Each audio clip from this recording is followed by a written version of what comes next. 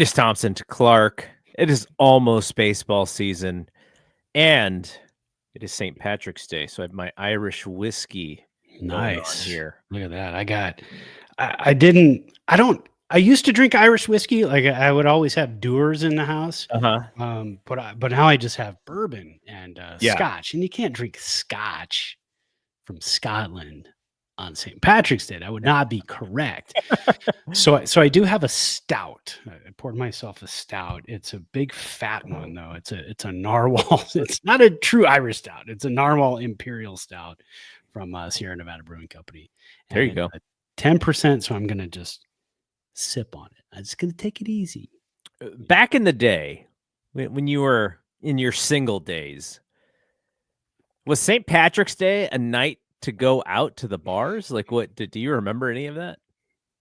Yeah, I don't think so. I mean, when I was in Chico hanging out, I think we did that a couple of times in the Bay Area. I don't think I did. No, I didn't. I can remember like once or twice going, but it wasn't a big party day, I don't think, for me. I like Irish music. So like today, that's what I listen to. I listen to it other times too, but like the Pogues and the Dubliners and Dropkick Murphy, stuff like that. I'll pump that out. So I've been listening to that all day.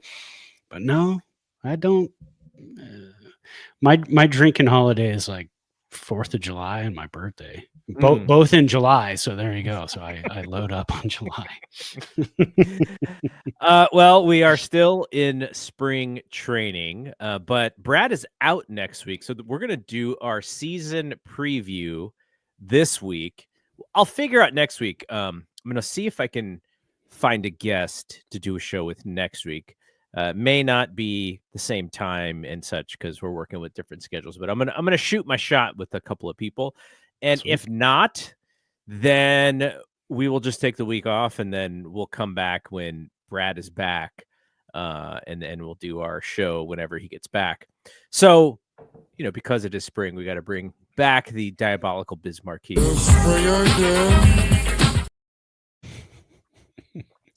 Biz has been so great for us in spring fantastic. Training. So I guess we'll get the news and notes out of the way before we do our 5 questions that you have that will serve as our spring or as our season preview. Jung Hoo Lee, man, woke up on the wrong side of the bed. Like the thing about it is like he's a young man. Like that's like us, like old guy Alley. He's too young to wake up and be like, oh, my back hurts. And then it just not work itself out. Like he still is in the, oh, my back hurts stage from sleeping wrong. What's going on? Yeah. See, and you got to look at it though. Even though he was born in the 1990s, right? It doesn't necessarily, it was 1998.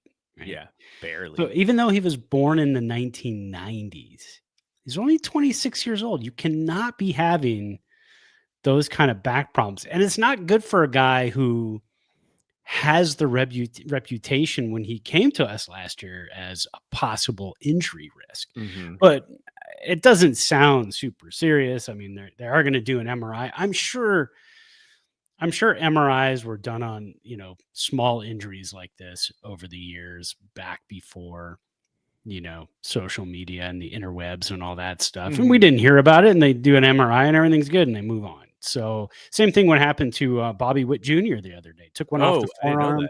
Yeah, took one off the forearm when he was in batter's box and MRI. And it was the day of our fantasy baseball draft. So I thought maybe the guy who was keeping him was going to quickly text me and be like, can I change my keeper?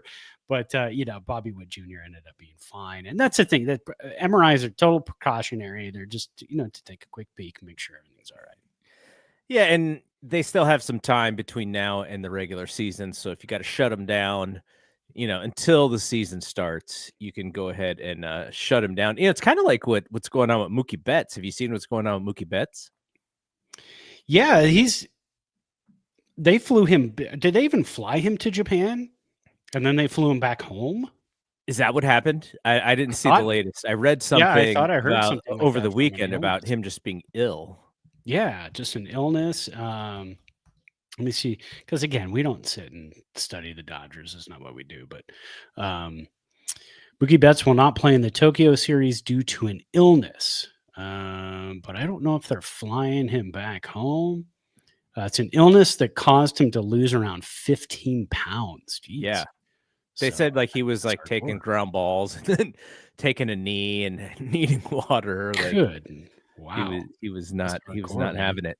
Yeah. So the Giants play the opening day starts for the Giants in 10 days. So they play the Reds in 10 days, and it's coming fast. So hopefully Lee is better and healthy, and I think it's necessary, or it's important for him to be able to bounce back after last year and the shoulder thing. He of course he wants to have a big season. The Giants put faith in him, and he's may even hit third from what we've seen. Opening So day, even. so they're putting they're putting a lot of eggs in his basket. So hopefully he is going to be okay, and we can really see his value as a player in the second year of his. Yeah, and as Giants fans, I mean, we didn't get to see him play more than what did he play? 30 something games last year. It was in mid-May where that happened, 30 to 40 games. And he's the type of guy, and Giants fans believe this, and if anybody's going to tell you that they believe it, it's Jung Hoo Lee. He's a 155 plus game guy. Yeah, I mean, he's a catalyst in the lineup that wants to be in there every day. So it's a bit concerning, but we're only a couple weeks, a week away. So, and if you're a nut job like us, then opening day is actually today at 3:10. Yes, tomorrow at 3:10 a.m. in the morning, Pacific time, and my alarm goes off at 5:30 to get ready for work, so I'll probably catch maybe the end of it, huh? Yeah, I think last season I caught the last like inning and a half, 2 innings of both of those games. It's obviously it's hard for us. It's a strange thing, when you open up across the other side of the world, basically, and you have 2 games that start at 3:00 in the morning. That's fine if you live on the East Coast, because you start at 6:00 in the morning, and that's when most normal people get up. But yeah, that's a hell of a time for us to catch a game. But if you're in Hawaii, right, you get to start at midnight. There you go, till 3 a.m. And no Bay Bridge series. So the Giants have their first, I guess, is it even what? It's not called spring. I guess it's technically called spring training still. They're called exhibition games, even though it is technically still spring training. Home game before the season starts. Their first game at Oracle is a week from today against the Tigers, and then they play the Tigers back-to-back, March 24th, March 25th. There's an outside shot that I go to Tuesday's game. Oh, right on. So here's the thing. We have most of my organization is out of the Bay Area. There's only like a handful of us who even live in the Bay Area on my team. And so we're having something called an offsite, but it's an offsite for like everyone who's not in the Bay Area. We're just going to the office and we're going to do some stuff as a team because, we're a hybrid company. And so one of my colleagues, he lives in the Tampa area in Florida. And he's like, "Hey, do you want to go to game on Tuesday night?" And I was like, "Sure." I said, "Sure," but my brain didn't connect that I'm going to be in the city, be in the ballpark until like 9:30, drive home, get home at like 11:30, and wake up at 7 and do it all over again. Like, because I have to be in the office 3 days in a row. So I was like, "Oh my god!" Does it take 2 hours to get home? Yeah, because I have to get to BART. Sometimes it takes less. Yeah. Usually, if there's no traffic, it's like a 90-minute set between 80 and 90 minutes one way. But getting to BART and sort of figuring out all that stuff, and it could be timely. But yeah, so it's just like I'm just gonna be so tired Like, that's going to be the problem, is just being so exhausted, because I don't have to go to the office. I don't really have to drive all that much. I just checked my car, and I have 2,400 miles on my car, and I've had it since last July. So Nothing. I'm putting very little mileage on my car. And then, 3 days in a row, back to back in the city is going to be tough. Dude, that's where you save on the warranty. That's where you get instead of the 10-year 100,000 or 10-year 120,000 mile warranty, you get the 10-year 80,000 mile warranty, and then you save some money, and then it come down on price. Yeah. And you're going to hit that 10 years way before you hit that. See, now we're getting too old to do the whole close up shop and then open shop the next day. When we go to Disneyland, so we're taking off in a couple of days, when we're there are days where we will shut down. We'll open Disneyland. So we'll do rope drop. You're in line at 7:00 a.m. Then you go back to the hotel midday for about 3 hours, 4 hours, chill out, take a nap, whatever, go back and close the park midnight. And you get up in the next day, rope drop again. You got to set the alarm for like 5:30, 6:00. So you're getting 5+ hours of sleep. And that's vacation. Yeah, that's crazy. But we don't do that all the time. I'm getting too old for that. Yeah, so it'll be nice to kind of check the team out live before the season actually starts. And the season starts on the 27th. The Giants are Thursday afternoon game, the 27th in Cincinnati against the Reds. So season is starting quick. So you and I are kind of talking off air about how, whether or not they're going to make the playoffs. We're going to have some predictions. We're going to do some questions here in a second. And I thought about it, and I said, usually we're pretty optimistic about the team. We haven't been wrong in the sense that they are generally competitive, until the last few weeks of the season, and then we know that they're probably not going to make the wild card, or in the year that they did in 2021, where they won the whole division. And I kind of wonder, and I wanted to ask you about this, what you thought. There's a very real possibility that record-wise, the Giants are kind of the same as they were last year. Like, if you just look at the overall season, this team versus last year's team, I could see them sort of being the same. But I definitely feel like the Buster Posey regime, you're going to feel better about that season than we have about the last couple of Farhan years, because a lot of what the Farhan years were in the last couple of years was bringing these guys up who were not ready, just to use their options because you didn't want to burn someone else's option, and a lack of, for someone like Farhan, who's, very analytic, and they have these playbooks about what they want to do and how they want to do it. But from a farm system perspective, it did seem like the sort of the process in which you wanted to get these guys ready for the bigs didn't always necessarily seem all that smart.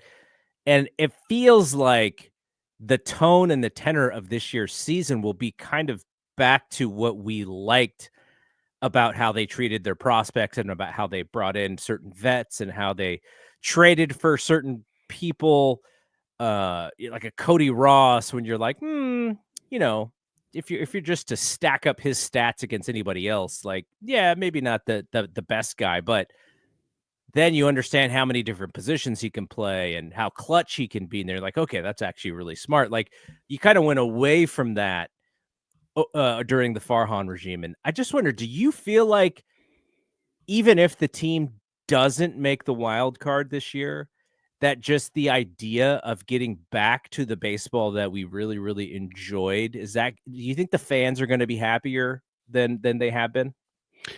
Yeah, I think so. And I think you also have to look at it too, as like you said, this first year of the new regime, first year of Buster Posey as head of baseball operations. So there will be some growing pains, but there is leeway. There's a little bit of runway for this. We can look at it and say, hey, he's just implementing some new things. stretched out pitchers. Well, that's going to take a couple of seasons, especially through the minor leagues, and that situation, basically, that theory. And again, these are all theories. Like, Buster says, I'd like to see our pitchers go longer. Good theory. We'd like to see it also. Yeah, exactly. We don't know if it's going to work in this day and age and era of baseball right now. Also, like you said, marinating those minors a little bit, those minor leaguers a little bit more in the minors, just to kind of see what they've got, make them seasoned, so when they come up, they're ready to face big league pitching. They're ready to face, just the rigors of being in the major leagues and travel and playing first base. We'll use Bryce Eldridge as an example, playing first base day in and day out. You make an error, you don't bring that back to, up at the plate with you at your next at bat.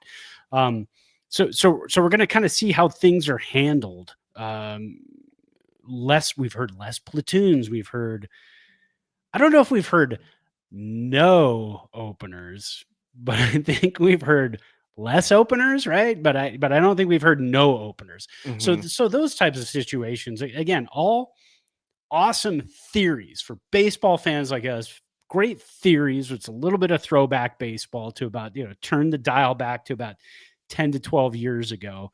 I'm okay with that. But I think most fans have to understand there are going to be growing pains. If the Giants come out of the box and they're 7-7 in their first 14 games, I'm not going to automatically look at this team and go, this is a 500 ball club. That's who they are. That's who they're going to be the rest of the season. No, we need time to see. I would bet at that point the Giants are going to be above 500. They're going to be above 500 ball club because they're starting out with new ideas, new theories, kind of turning the clock back a little bit. And it's going to take some time for guys to get used to that. So I just ask that the fans be patient in that. This is not your Farhan's baseball club. This is Buster Posey's baseball club. This is our baseball club from 15 years ago, maybe. And again, with some sprinkled in sabermetrics and some different things that are part of new baseball, analytics, everything else. So it's going to be. And like you said earlier, it's going to be fun to watch. I'm not going to be in, God, this is year 5 or 6 of Farhan and we're still, because if you have a Farhan team right now and you start 7-7, where is your head going to go? It's going to go to 500 baseball. But I think, again, for me, I think it's going to be a little bit different. I think I'm going to be looking above 500 baseball at that point because I'm going to say we're ahead of schedule. We're building and growing this team to what it should be. But like I said earlier, you and I were texting earlier, I said this team has got to stay healthy. And of course, we start the show off with Jung Hoo Lee back news. But this team has to stay healthy because it is not ripe with depth. This team does not have, you can't lose Tyler Fitzgerald and Willie Adames and be like, well, we'll be the same team with Casey Schmidt and Brett Wisely. It's not going to happen. So that's the one thing. This team has to stay healthy. And in order to stay healthy, I think you do need platoons because you got to give guys rest days. You got to keep them healthy. So, yeah, I'm excited. I'm very excited for this season. All right, well, let's get to your questions, man. I'm ready. I'm excited. I haven't, because you haven't told me the questions, I haven't had an opportunity to study or anything. So it's just going to be top of mind. Yeah, I think this is our fourth. The podcast has been going for about 5 years, but I think we started this the second year because the first year we did the podcast, and we're going to go back and try to find our first day. I want to say it was around June of 2020. Could have been May, but we want to go back and take a look at that and just kind of hit that anniversary on social media. We'll talk about it and everything. But so we've been doing this for about 4 seasons because that first one was really weird with the pandemic. It was. It was just, and then the next season, right? Isn't the next season when we had the strike, or was that too? I'm getting so lost. I think maybe that was 2022 was the strike year where we started a little bit late to the season, but yeah, that one was weird because the pandemic season, they were ready to go and they had everything in place, and all of a sudden the players union stepped in and said, no, we got to change some things. And then they pushed it out like another 3 weeks. It was just, it was a mess. And then the Dodgers won the World Series, which was fake. None of that counts. So anyways. All right. I've got our 5 questions. I never tell you each season. I never want to give you a heads up of what these questions are. I love to see you think on air. I have my answers. I've already chosen my answers. So question number 1. By the way. Yeah. July 28th, 2020 is our first actual episode. Yeah. Wow. Okay. So we'll try to hit that anniversary. I don't know if that's a Monday this year or a Tuesday, but it'd be fun to do a show on our 5-year anniversary this year. So it is a Monday. So perfect. Oh, perfect. Excellent. All right. And I will be in town. Yeah. Actually taking a vacation the week before that. So we'll be in town. All righty. All right. So here is the first question right out of the gate. 87.5 wins is what I've set the over under at. 87.5. What do you got? We just talked about this team. It's struggles with depth and all of the other good stuff in the first year of Buster Posey. Last year, 80 and 82. The year before that, 81 and 81. So DraftKings has the Giants. I thought I found it. Okay, I didn't find it. I thought I found their over under. I'm gonna guess. Okay, you have 87.5. Yeah, which means even if they're close, they're probably playoff bound at that point. Possibly. I got to go back. I didn't look to see what the win teams were last year. One of the sports books has the Giants at 80.5, which 80. Is low. That's pretty low. I always choose optimism. Yes. No. Whenever I make these, I think if the Giants get to 85 wins, I think they're like right there in the wild card. 87.5. I think they will get there. So last year, the Braves and Mets got in with 89 wins. Okay, so the wild card, Padres were the other wild card with 93. That's the National League. Okay, I'm going to say under. Yeah, I'll say under. But man, you can give me a win total if you want to. I think they're going to be 81 and 81. Like that's kind of what 81. I feel. Okay. That's what I feel. But if they get to 87 or 88 wins, essentially, it hits the over. We're talking like we're going to have a lot of fun this year. Well, and 2 American League teams got into the wild card last year with 86 wins. Okay. So, right along those lines. I said under, but I said 87 wins. And that's the kumbaya optimistic answer. Guys, stay healthy. I will be so happy. Performance wise, this team is awesome. And we're going to go into some performers, some pitching, some offense. We're going to kind of look at both of these in the next predictions coming up for the last 4 here. All right. So I got me at under at 87, you under at 81. All right. Last year, Jordan Hicks, Justin Verlander, Robbie Ray combined for 44 starts. Right. I have set the over-under for those 3 combined at 65.5 starts. What do you think? Over-under. 65.5 would mean they're right about 22 starts apiece. Yeah. Couple guys getting 1 or 2 more in there. I'm taking the over. Because I think, so my calculus here is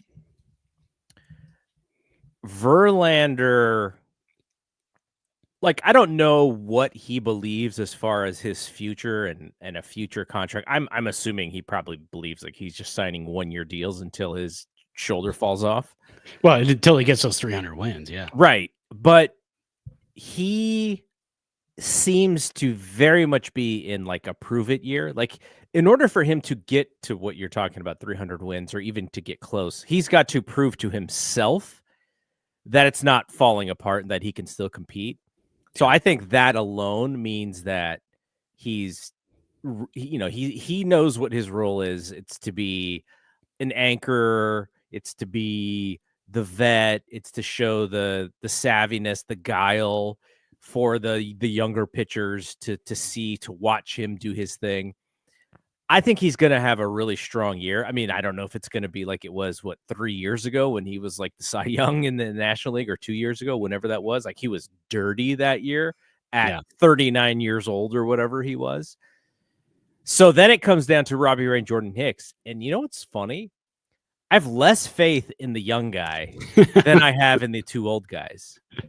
Yeah, but he did have 20 starts last year. Yes. But the tricky thing with Jordan Hicks is the Giants could always go, okay, this is not working. We're going to put you back in as a reliever. Because that's what they did at the tail end of the season last year. And it wasn't because it didn't work. It was just because they were trying to save him a little bit because he was really tired. Yeah. But I'm taking over. I think they will clear that number. And I think the one person, again, that has me most worried is actually the youngest guy, not the old guy. Because Robbie Ray, again, it's like a prove it year for him. He's got to like bounce back and show teams. He's, whether or not he becomes trade bait at some point, because, the Giants are looking to go younger there. If he pitches lights out and the Giants are not competing, he's probably setting himself up to play for a pretty good playoff team. And I think that's in the calculus as well. But if the Giants are competing, then he's, showing out and having a very valuable season for a winning team here. So I think there's nothing but good stuff in Robbie Ray's future, as long as he can, keep it together. But yeah, I think over. I don't know what the number is. Because did you want us to pick numbers? Yeah, if you want to pick a number, it'd be a good tiebreaker. Okay. Because I think last year we ended up because so far we I'm just going to tell you, so far we both chose the under for wins, and we both chose the over for combined starts of Hicks, Verlander, and Ray. I'll go with 70. That was the number floating around in my head, and I ended up settling on 68. Okay. So you had 68 and I had 70. Cool. All right, you ready for the next one? Yes. This one's intriguing. Over under saves for Ryan Walker. I put us at 30.5. Zips has him at 28. 30.5.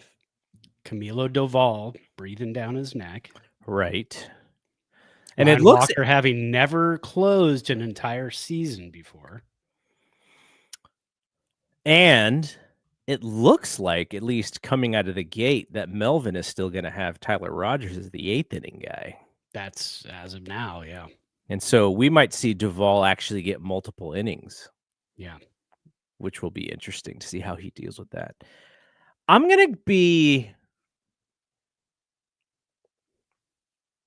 I've read some stuff about Ryan Walker this year that makes me really excited for him. Yeah. Now, the thing that worries me a little bit is being anointed as the guy, right? Like, there's extra pressure on being the guy coming out of the spring, then you just being thrown into the 9th inning because the guy in front of you was not doing well. Like right. And September, right? Right. Late August, early September. But everything that I've read about Ryan Walker, the only thing I don't really know about him is just kind of like disposition, because the way that he has the throws across his body and the way he hides the ball, it's really hard for these guys to pick up. I'm going to say over. I like So you said the number's 30.5? 30.5 and zips pretty much everybody. All of those prediction, analytic companies have him right around 28, 27. Yeah, I mean, if he gets, And I said 30.5. We're at 30.5. okay, what were the saves leaders last year? That's So a good question. saves leaders for the MLB in let's see. How come I cannot find this? Oh, because it says 2025. Okay, for 2024, Ryan Helsley led the league with 49. And 1, 2, 3, 4, 5, 6, 7 pitchers had over 30 saves. Clay Holmes had exactly 30. So Ryan Walker would have to be in the upper 25, 30% of all of baseball if we were just looking at last year. Kirby Yates had 33. Iglesias 34, Josh Hader signed big money, had 34. Ooh, 3.80 ERA. Clase had 47 with a 0.61 ERA. Even Finnegan in Washington had 38 saves. Yeah, exactly. How many games did they even win? 38. No, they were actually a pretty decent team last year. Okay, I'm saying 32. I go 32 for Ryan Walker. Okay, we are so close on pretty much everything. We've been doing this show way too long together. I went with the over. I was nudging towards 40 when I first started doing this, but then I was like, but then the Giants have to be like a 90 plus win team. So I settled on 33. Okay. So I also went with the over. So we're right on. You and I are right on. So we are going to have a tiebreaker. It's going to be, we're not going to do the prices right. We're not going to do the, tiebreaker closest to the number without going over. We're just going to go closest to the number. We're going to deal with that when the season ends. All right, here's another fun one. Guy we talk about, guy everybody talks about, and hasn't played for a while because he's got a bum wrist. But we're going to talk about Bryce Eldridge now, right? We're going to go over under games played in the majors this season for Bryce Eldridge. I'm setting the over under at 49.5. Okay, so repeat this one again to me so I know that that I understand. Bryce Eldridge, yes. Games played in the major leagues in 2025. Over under set at 49.5 games. So that means he's more than just a September call up. He's probably up in July. Or has a stint for a month. And then goes back down and comes back up. Doesn't cut it, gets, if in a month gets 20 games maybe, and then comes back up in September. I'm going to say under. And this is more of a hopeful under. Because if he doesn't come up, that probably means Lamont Wade has a pretty decent season.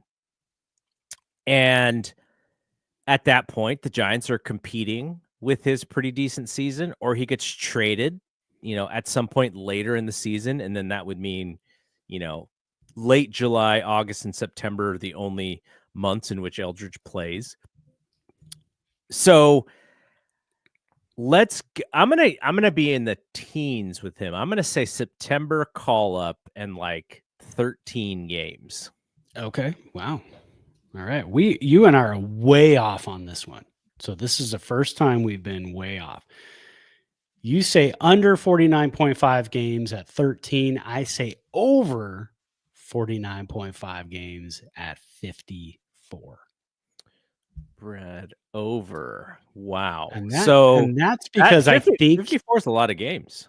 I think and for me, I think he comes up. I think he's ready mid-July, maybe late July. Giants make a trade, make room for him to play first base going forward. And maybe he's the reason they get to 87 wins. That would be amazing. Yeah, there you go. Again, totally optimistic. I want something to root for this season. I'm going to print this out when we're done, and I'm going to stick it on my wall so I can look at that daily and see how close we are. All right. All right. You ready for number 5? Yes. The last one. All right. This is why I keep throwing this one in every year. And I keep hoping we're going to be somewhere close to, you get better and better and better at this, but we're getting incrementally better. We took a step back in 2023, and then we got a little bit better in 2024. Can you guess what category I'm going to talk about? No, I actually have no idea. My favorite category in Major League Baseball. Stolen bases. Stolen bases. Here we go. I'm bringing it back. Stolen bases. All right. Over under stolen bases for the team this year. I have set it at 80.5. Okay. In 2021, the Giants stole 66 bases. In 2022, they stole 64 bases. 2023, step back, they stole 57 bases. Last year in 2024, they stole 68 bases. So I'm at 80.5 over under on that. Okay, just to give people some a little bit of context here. So those same Kyle Finnegan-led Washington Nationals stole 223 bases last year. Look at that, man. They led the league. So you're saying it's possible? Well, the Brewers, who used to be the team that housed one Willie Adames, yes, 217 stolen bases, and the Reds 207. Yes. Now, where are the Giants, you ask? They're at 68. They were second to last, only to the Minnesota Twins. Okay, so who did they add? Well, they added Adames. Right. Hopefully they will have Jung Hoo Lee, though when we saw Jung Hoo Lee, he wasn't really all that adept at stealing bags. He was a little bit more adept at getting picked off. Now, remember, different regime. Yes. Different ideas of what to do on the base paths. They've already said that they want to be a little more aggressive on the bases, but play smart baseball. Take extra opportunities when those opportunities are seen. So ball in the dirt, not necessarily a pass ball, but you can read a ball in the dirt. You can, maybe do a little bit better in deciphering analytics on a pitcher's move and take advantage of those, take some more chances. I think there probably more chances this year. All right. So you need 13 more stolen bases to get the over on that this year. So if we think about what their lineup is going to be like. So Lamont Wade, nope, he's not stealing any bases. No. Willie Adames, he will steal a few. Jung Hoo Lee, I am going to guess that he will still steal a few bases too. Then we go to Matt Chapman. He had a pretty decent year for attempting to steal bags, so good for him. Ramos doesn't run. Yastrzemski doesn't really run. Matos doesn't really run. Encarnacion doesn't really run. And so that obviously Patrick Bailey doesn't really run. So what are we might be banking on? Don't forget about Fitzy. Well, this is who we might be banking on, is if Fitzy gets on base enough to steal bags, he may steal some bags. And some of this may be, if the Giants are not in contention late in the season, and all of a sudden you see a Grant McCray up, then you're like, oh, he could possibly steal some bags. Oh, man, can they find 12 more? I almost feel like they can fall into 12 more based off what we saw last year. Can they fall into 12 more bags? That is literally like a half of a stolen base a week. Patrick Bailey will get you 2 3 double steal, back end of a double steal. You know right? what? Maybe have more double steals. I'm going 85. 85. Okay, Yep. perfect. All right. Again, we're close here. So over 85 for Garrett. You're going to love mine because you know how much I love stolen bases. Yes. Did you get I to went 100? over 95.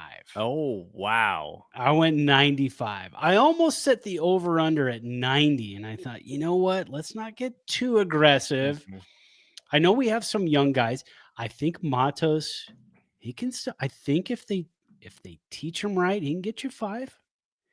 Ramos can get you 5, maybe. Again, I'm talking back end of double steals. I'm not talking straight steals from these guys, with 2 outs and you got a runner at first base and it's Elliot Ramos. I don't think that's the guy that's going to be taken off for you. But still, I think this team can get to 95. I think if Fitzgerald gets on, I think he can get you 30, right? Then you got Lee can get you 20. That's 50. And then I think Adames can get you 20. That's 70. How many did Chapman have last year? Was he in the 20s? Little Matt Chapman stolen bases. Chapman had 15. He had 15 last year. All right. So now you're at 85 right there. You know what's interesting about his stolen bases last year is he stole 15 bags last year, and he's only had 26 stolen bases for his entire career in the regular season. Yeah, I think he found something last year, and I think that, and you know how it is. These guys are going to have to. They're going to have to make things happen on the bases from time to time, and I think that's what Melvin and Buster want. So yeah. Haruku thinks we're nuts unless Fitz goes crazy. He doesn't know that we are nuts. That's the thing. Yeah, we are nuts. Yeah. We are nuts. We absolutely are nuts. But you know what?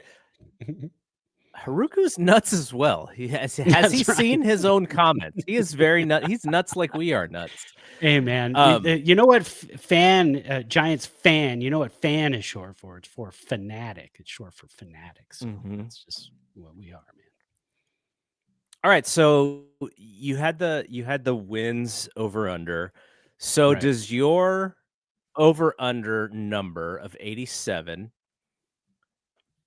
does that mean playoffs, or does that mean they're on the cusp and they don't quite get there?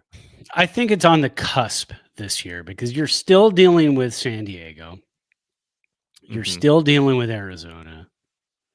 You got the Mets, you got the Dodgers, you got Philly. You got a lot of teams that can get to 89 plus wins, 89 to 95 wins in their playoff of wild card teams. So I think that's what the Giants run into in this situation. So I don't think 87 gets you into the playoffs. And I could put that on the list, but I think you and I both agree that in order for this to be a playoff team this year, the Giants have to win more than 87 games. They've got to have things go wrong in Philly. They got to have things go wrong. I don't think things are going to go wrong in Arizona this year. I think more than likely things would go wrong in San Diego because you're getting you have an older team. You've got a pitching staff that is also getting older. Their closer is good. Suarez is good, but he's also touch and go. He also walks a lot. He's erratic. So I think if anything, you'd need Philly and you'd need San Diego to falter. There are going to be other teams fighting. Washington's, I mean, we joke about Washington, but they're going to be a better team this year than they were last year. Last year, what did they end up with? I don't know how many wins they ended up with, but they are going to be a better team. So that's going to be the hard part. Here we go. National League last year, Washington 71 and 91, but I still think that they're going to be closer to a 500 ball club. Brewers They're going to win that division. Well, the Cubs, and see, that's the thing. Now you've got the Brewers at 93 wins last year, the Cubs at 83 wins last year, and they are a much better team this season on How'd paper. the Dodgers only win 98 games?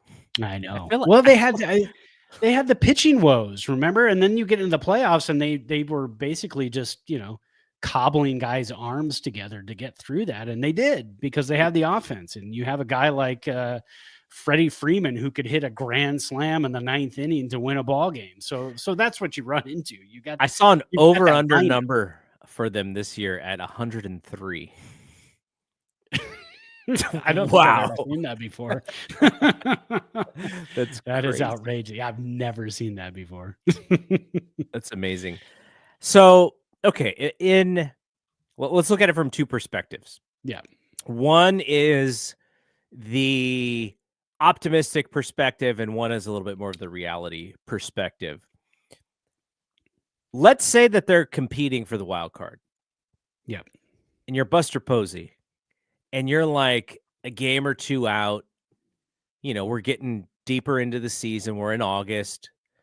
Giants pitching is holding up. They have some young players producing, and they kind of need that one bat. They have some pieces to be able to make a trade, but at the same time, they probably think that they have more pieces to trade away for younger players than they do, to bring in money, right? And I saw this. I think McCovey Chronicles had a good piece on, if Robbie Ray is good, he actually becomes a really good trade piece for you, rather than what do you want to see from what's the best Robbie Ray season? Does he all of a sudden become a great trade piece so that you get a good prospect, right? Like that was, I think that was kind of the thesis that they were writing. But I think his deal, though, doesn't it make it difficult because he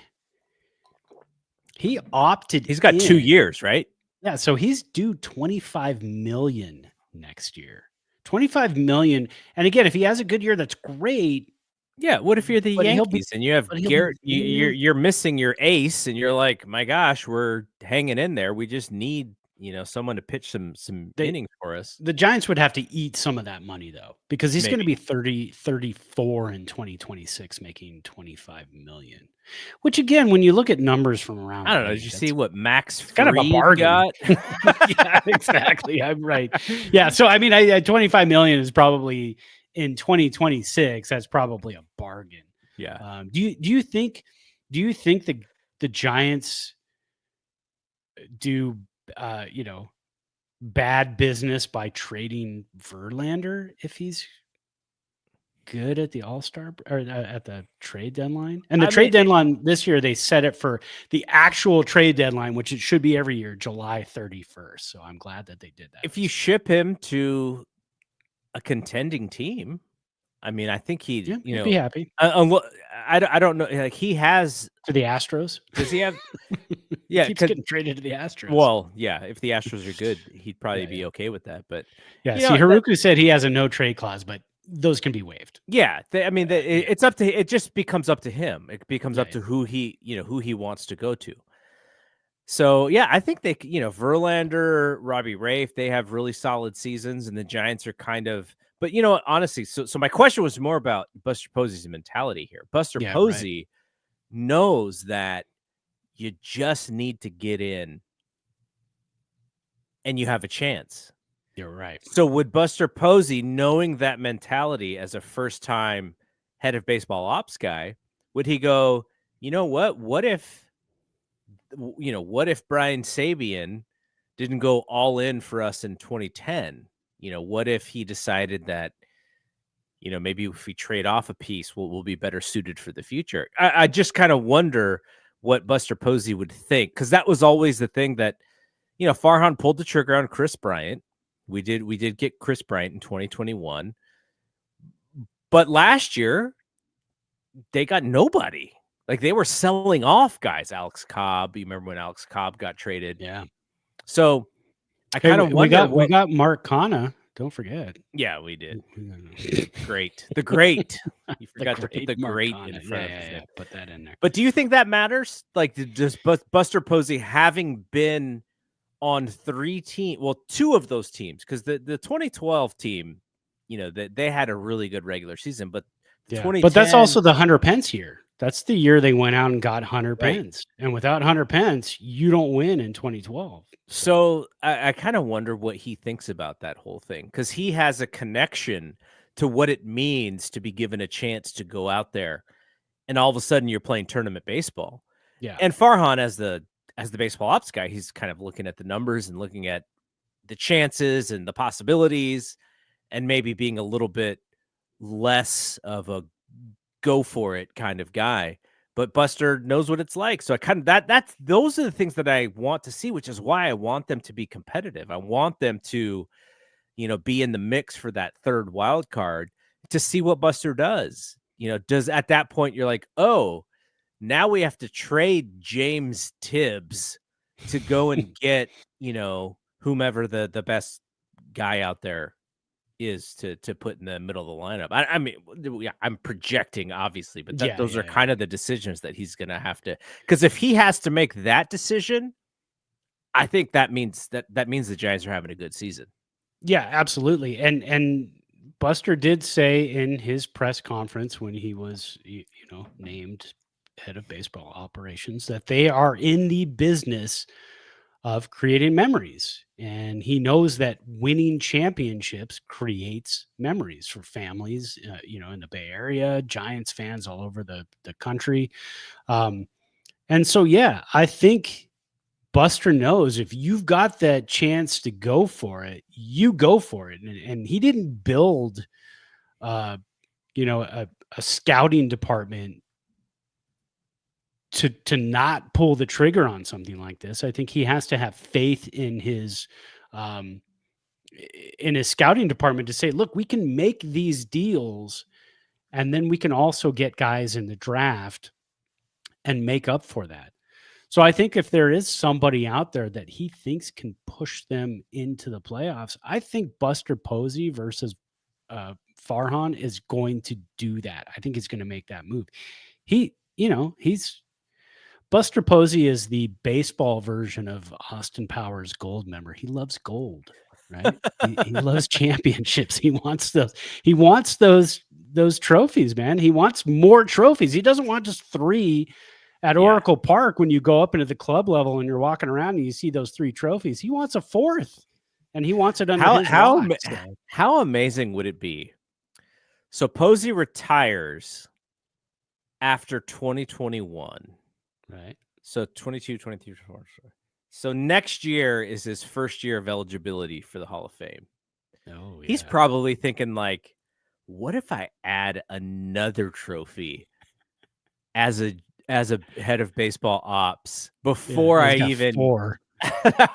He's got 4 going into it. That would be a Buster flex. And then when do they call him to the hall and they say, here's, this is when it is. It's during the All-Star break. And he's like, yeah, I'm in the middle of going for a 5th. So I'm sorry. I can't. I can't make it. So Haruku had a question. And he said, yeah. Manasian is the same as Farhan. I suppose he really calling the shots.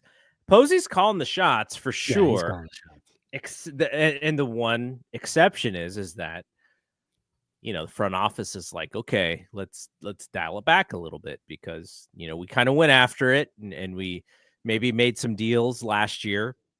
Now, one of those deals, one of Haruku's least favorite players, Matt Chapman, turned into somebody that you kept around, right? And the other one was Blake Snell. We talked about Blake Snell last year. And Blake Snell was not someone you kept around. So in one sense, spending that money the way that they did, you got Matt Chapman out of it for several years.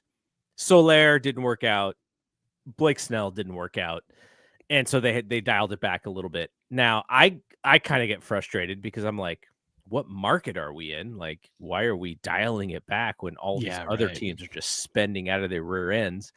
But, Buster's working with what he is told, or what the owners are saying. And But those type of like player versus just executive decisions are what fascinates me about him being in this role. Now, in some instances, like you have all the analytic guys going like, the hell is Buster Posey in this position? Like, what does he add of value? Well, the value that he adds is he's kind of been there before. So when you kind of making these hedge kind of things, you're like, well, as a player, this is what worked and this is what didn't work. So, um, we'll see. This season is going to be a nice. One of the narratives of this season, I should say, that'll be nice for us is to just see how Posey deals with being the person in charge. I think ownership was a little. They got a little PTSD, right? They said go for it last year, spend some money, get in there. But again, these weren't November go for it and spend some money. This was March go for it and spend some money, right? Yeah, spend money 1 year, not 5 years. Mm-hmm. Spend money 1 year. And it got them an 80 and 82 ball club. Yeah. So I think they have a little PTSD. I think it's going to take some time. I think they trust Buster. Obviously, they put him in that position. He wanted the position. They put him in that position. But I think it's a show me. I think it's a show me year. Let's see what you can do with the money that we're giving you now, and then we'll talk again at the beginning of next year. And which I understand because again, they went over the luxury tax, which they didn't necessarily want to do, but they thought this will get us into the playoffs and get us some playoff games. It did not. So a little bit of apprehension on their part, I think, this season. But I don't see how that can't open up. I have not read Susan Slusser's article about the Giants getting into becoming more of a real estate investment club than a baseball club. So I'm going to read that. Again, these are all comments with having not read that article yet, but I will read that in the Chronicle and kind of see where we're at on that as well. All right. So you and I will be back in 2 weeks. Yeah. And like I mentioned, I will figure out what we're doing for next week. And, if you want to do a little bit of recruiting or scouting, or not recruiting, scouting, Dodgers and Cubs, 3 a.m. for us. I'm just going to record it and I'm going to throw it on in the background at work tomorrow so I can kind of, watch some baseball. But do you think this, like, should these games count? These teams are like playing 2 weeks ahead of everybody else. Should they actually count? They should not. I don't think so either. No, yeah, I know. Yeah. It's a week in advance of opening day, 10 days in advance of opening day. Yeah. I don't like it. I'm fine with it.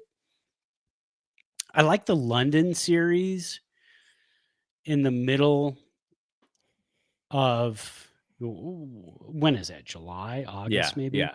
I like that. I don't like opening the season. If they're going to open the season, go do it like 5 days before the season starts, not a full week plus. Yeah. I mean, they're trying to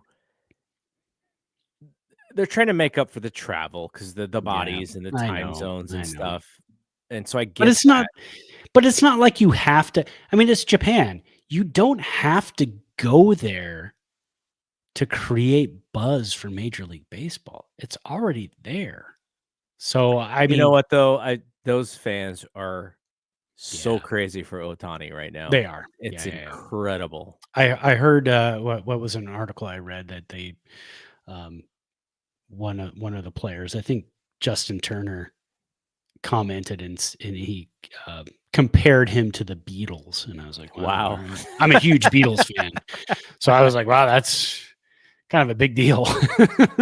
Yeah, but apparently he's on every billboard, every commercial. I mean, you go to Japan, I saw Blake Snell was like in 7-Eleven and he was like taking video of like the giant Ohtani advertisement in the 7-Eleven or something. That's good stuff. I hope Blake Snell gets a booger the size of an AirPod. Yeah, just or just like a giant corn on his like big toe, the dragging foot when he There you go. pitches that just like Yeah. bothers him all year long. Yeah. Yeah, so have fun at Disneyland with the family, and we'll hear back. I'm sure you'll keep me updated on how everything's going, and Yeah. I'll take send you some sweet pics of my beer because that's what I'm yeah, going to be doing in DCA, having some and beers, man. take photos of people who are possibly wearing Giants hats at Mm. Disneyland. And That we'll not count many, them. but I'm bringing my Giants Mickey shirt, so I'll There you wear go. that one day. But yeah, it's hard to find, but I'll find some. I do see a lot of Otani jerseys, obviously. There, Yeah, of course. way too many. Of course. All right, so we'll be back at some point next week. I hope. I'm very hopeful of that. I will try to make that happen. Try and get somebody on with me. But otherwise, thank you to Haruku, who was in the chat hanging out with us. And for Brad, I am Double G. We will see you when we see you. Peace out. Peace.